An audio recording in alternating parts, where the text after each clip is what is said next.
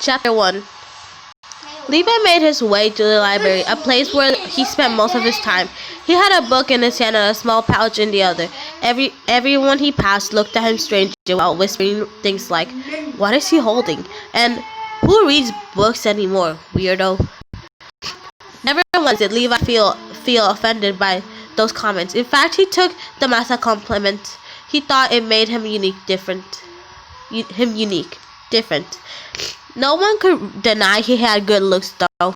Levi stopped in front of the large white building, which was the library. He slowly opened the door while doggy-earing the page he was on, closing it. If it isn't the only bookworm in town, Peary Robert, the librarian in the small town, was said in the teasing way while setting down the duster while he was using to dust the window with. He was an African American with dirty blonde hair that was short, with curls in the bottom. He wore a blue vest over a white button-on shirt, which is puffy on the sleeves. He never had any visitors, so it made him quite happy to see Levi. "Ah, so where did you run off to this weekend?" asked Peary Robert as he stepped off the ladder. Stepped off the step ladder he used to reach the window. "Two cities in North Italy. Levi responded. "I don't want to come back," Levi said with a small chuckle, surprising Peary Robert. He didn't question the chuckle, though. Levi was friendly with people he knew, as known as his father and Peary Robert. Peary Robert rested his hand on the tip of the broom, putting his hands over and softened it. "Do you have any new places I could go to?" Levi asked Peary while he went over to the bookshelf and put it back. Levi had the same book thousands of times, you see. "I'm afraid not," Peary said with a small pout as he watched Levi interrogatingly. But you may repeat any of the old ones you like. Thank you," Levi said while searching through the bookshelf, looking for a book to read. He picked out a small red book and stood up. "Your library makes our small corner of the world feel big," Levi said while smiling, surprising Peary again. He backed away towards the door as he looked at Peary Robert. "Bon voyage," Peary Robert said cheerfully as Levi turned his back towards him and opened the door, heading outside. "Bye," Levi added just before the door closed. Levi opened his book and flipped into a random page, holding the book open with one hand. He walked down the enormous road that was a beige color. Women holding large trays over their hands, passing by Levi, who tried to avoid them.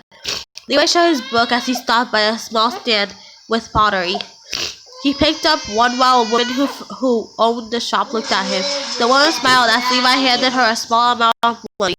He got from his pouch before taking the small brown vase and headed on his way. Levi opened his book again, passing the large stand in the middle of the town square that had beautiful flowers that were variety of colors. Levi kept walking and passed by a small shop that had 3 young men about the same age as Levi wearing quite fancy outfits.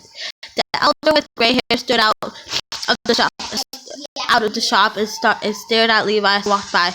He's a beauty. I wish I could dress him. He would look absolutely fabulous," squealed the old man as Levi gave him a strange look. The young man stood out of the shop and spat rather mean insult at Levi, who simply smirked and kept walking. "Stalker alert! Look at him, Armin," said a fairly tall man riding a brown horse. He had enormous eyebrows and blonde hair. "Enormous eyebrows." "A future husband," he said cockily. "Levi is the most handsome boy in the village," said the man in the handle as he handed a small blonde-headed boy with the light blue eyes and small telescopes he had been using to spy on Levi with. that makes him the best. But he's so mysterious. Strange, said Armin while looked at the larger man. And you're so... Armin started looking for the right words while heading Arwen the telescope back. Athletic. Inclined. Armin said, finally picking up the right words. I know, Arwen said with a smirk. Levi can be arguments as he is handsome. Arwen said, looking outwards. They were quite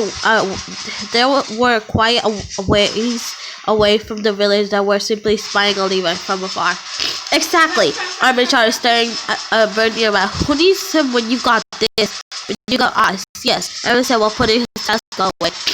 Ever since the war, I felt like I've been missing something, he confessed, holding his hand into the air. And he's the only boy that gives me sense of. He started looking for the right words. I do not know how to say that, so I'm not gonna say that. Gene Saikoi? The heck is that? I don't know no more. No more. I can't read that. I'm sorry if I read that wrong, but I can't. Sorry. I don't know what that means, Eren said while moving his horse forwards with Flick in the rain. Same. They strolled it into the village looking for Levi. As they strolled around, the man from the earlier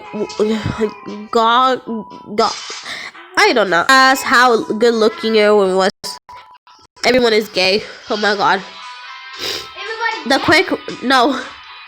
quick ran out of the small shop to greet him. Once of them widely waved at him while the other two looked over his shoulder. He is so cute, they squealed. Eren looked at him with disgust as he got off his horse, making a small thud.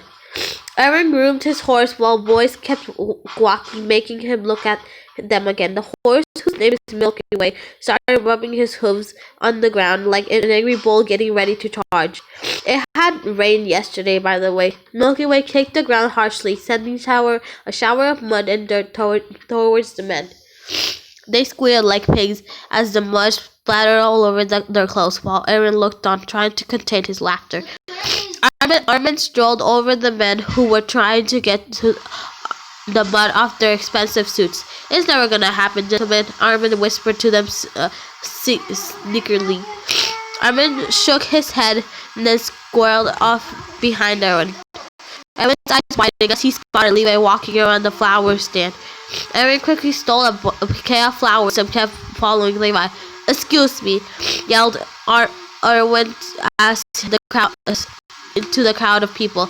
Let me through, he ragged while pushing people out of the way. Levi stopped at a small fountain while Eren was stopped by the lady trying to advertise her project. Levi looked into the water with a small smile on his face, making Erwin push her out of the way. Erwin finally caught up to Levi just as he walked away from the fountain. Good morning, Levi, Erwin announced loudly as he came to the stop behind Levi, who had turned around to face him. Wonderful book you have there, Erwin said, looking for a conversation with Levi. Have you read it? Levi asked Erwin, interested in the way he had to say the once. Well, not that one, but you know, books. He started while Levi looked uninterested again. Levi flinched and backed away slightly as Eren pulled out a bouquet of flowers he was hiding behind his side. For your dinner table, Levi, he said, she toned, hoping for Levi to accept us. Shall I join you this evening? He asked, also hoping for dinner. Levi looked.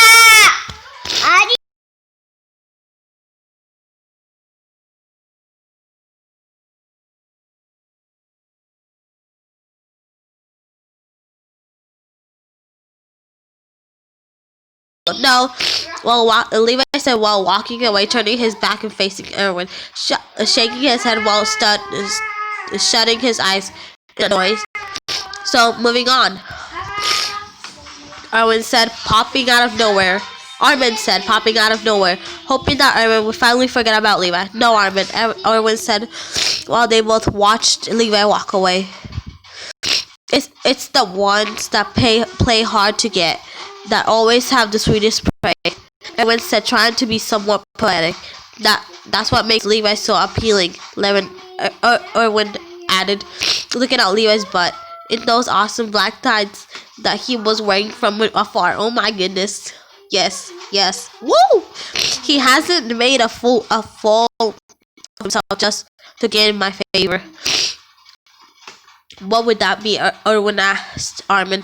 Dignity? Armin responded, listening intently to every word Erwin has to say. To be honest, Armin had quite a crush on Erwin since they met, but since he knew Erwin like Levi, he never confessed. Erwin suddenly turned to face Armin. It's outrageously attractive, isn't it? Erwin interrupted one of the men from earlier, the small van-like contraption. The other man tried to act cool while standing behind one speaking. Erwin walked off, pure disgust at the man. Erwin lifted his head up and in pride of not getting brutally rejected like them before walking off behind Erwin. Levi walked towards his house, tried off Erwin's shenanigans for today. Levi kept looking back, just in case Erwin wasn't following. As Levi got closer, he heard a sweet melody of a small music box his father had made. Levi had a small smile crawling up his face before entering a small but cozy home. There he was, but Levi was suspected. Levi's father was sitting on a small table with a medium-sized replica of a place. Levi was not allowed to know about. The table was littered with small, medium, large mechanical parts. Levi's father tried to put a part of a small replica. The music box had small people on top of the floor of the tower, one painting a picture of a woman with a baby who was sitting right in front of him. It was beautiful construction indeed. The tower had a large windmill attached to the peak of it, moving around like the wind was hitting it. Levi's father started to sing, not noticing Levi watching with a fond look on his eyes. How does a moment last forever? His father started. How can the story never die? Is it love we must hold on to? Levi stood in the doorway, not holding a plate of food for him. Never easy, but we try. Levi's father started looking behind the large picture of a woman in a red dress holding the baby. Sometimes her happiness is captured. He looked back at the windmill. Somehow, time and place stand still. Levi took a look at a large board littered with self-portraits of Levi. Levi stared at them lovingly while the tune played on. Love lives on inside our hearts, and always will. Levi smiled fondly, making something he never did accept that it was with someone he loved. The ballet also stopped when his father had stopped singing. Levi on the other side took his time and of silence to announce his presence by pretending he was just walked in, holding a plate of food in front of him. "Oh, Levi," Levi's father said while sitting down on his tools. Levi set the plate of food at the edge of the table before walking up next to his father. Levi looked through the box of mechanical parts while his father looked confusedly at the piece of the windmill. Could you hand me just as he reached to grab a piece, Levi put a piece in the air, causing it to collide with his fingertips. "No," Levi smirked while his father looked at the part. "Thank you," he corrected himself. Taking the tool from Levi. Levi continued searching for another piece while his father screwed in something. And also I need... No, said his father. Levi held out a part in his palm. No, said his father as he held out his finger at Levi. His father looked at the piece and stopped. Actually, yes, that's exactly what I need. Thank you. He corrected himself as he took the part from Levi. They both looked into each other's eyes, smiling. Levi stood up straight and picked up a small jar of sorts. Papa, do you think I'm odd? Levi suddenly asked. Odd? Levi's father asked, just to make sure his ears were working properly. Levi nodded. My son, odd? He asked Levi while sitting up straight. Where did you get that idea from? I don't know. People talk. This is a small village, you know. Levi's father replied while continuing to fix his windmill. Small-minded as well, but small also means safe. His father added. Even back in Paris, I knew a girl like you, who was so he sucked on his breath ahead of her time so different. Levi knew who he was referring to. People mocked her until that day they found themselves imitating her. Levi's father smiled. Levi stood up from the seat and had taken a while along next to the fireplace, getting closer to his father. Please just tell me one more thing about her, replied Levi while looking at his father in the eye. Levi's father tilted his head, reminding him about her.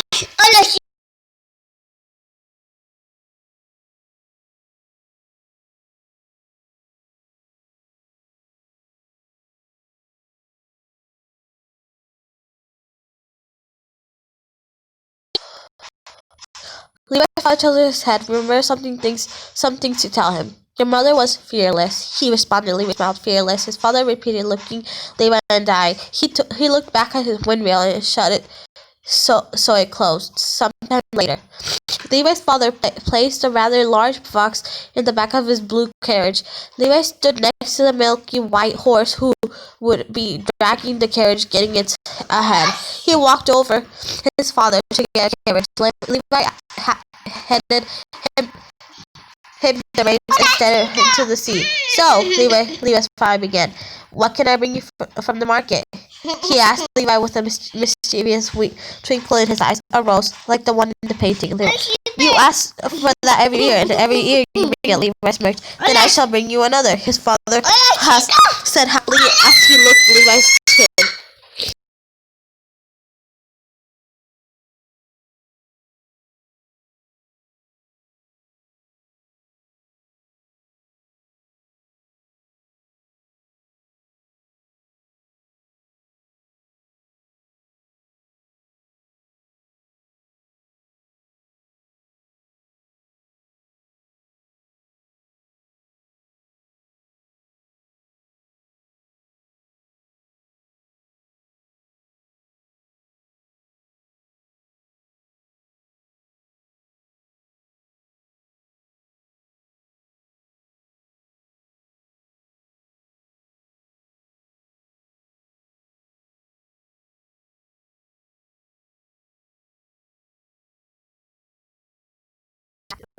To the ren.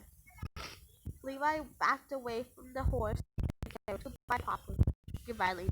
Levi walked back into the house while his father snapped the reins. Come on, Snow. You know that when he told the horse, I'll see you tomorrow. Levi called out. Right, tomorrow with the rose, his father called out. Levi chuckled slightly, seeing his father go. Stay safe, he said under his breath.